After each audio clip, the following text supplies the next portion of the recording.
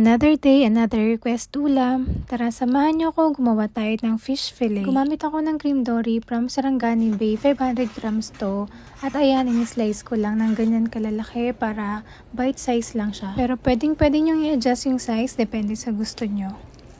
Ayan, pagkatapos i-slice, nilagay ko lang sa isang bowl. At i-season natin ng pepper, paprika, and salt. Naglagay na rin ako ng lemon pang pawala to ng lansa. Pagkatapos haluin na natin para ma-coat lahat ng fish. Sunod, i-ready natin ang ating breading. Gagamit tayo ng egg, flour, and breadcrumbs. Isang piraso na lang ang available na itlog dito sa bahay kaya pagkakasyahin ko na lang at gagawan ko na lang ng paraan. Naglagay ako ng asin bago ko i-beat at yan naglagay ako ng gatas para dumami lang yung itlog pero pwede nyong i-skip yan. I-coat na natin ang ating egg sa breading. Una, sa flour muna bago natin ilagay sa itlog. Pagkatapos naman sa itlog, dun na sa breadcrumbs. Ulit-ulitin nyo lang yung process na yan hanggang sa ma-coat lahat ng isda. Ganyan dapat ang magiging itsura niyan at ready to fry na yan.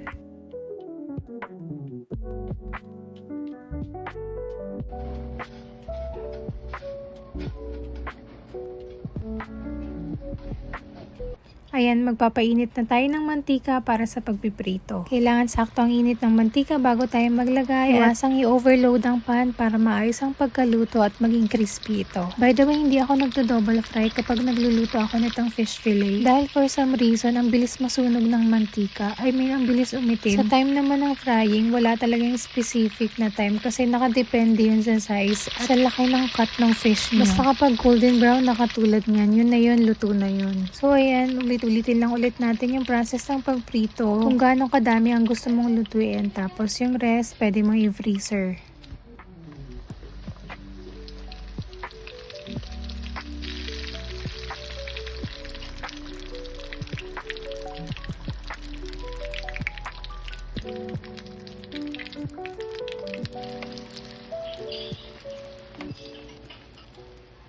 Para sa garlic sauce naman, ayan, gumamit lang ako ng mayonnaise. Kung anong mayonnaise ang available dyan, pwede na yan. Ito nga, nagiging halo na, kailangan itaktak para lumabas ang laman. Ilagyan ko rin ng fresh minced garlic. Kung wala naman, pwede ng garlic powder, tapos yan, lemon. Tanggalin nyo na rin yung buto bago nyo haluin. Tapos naglagay rin pala ako ng kaunting pepper, tapos yun na yun.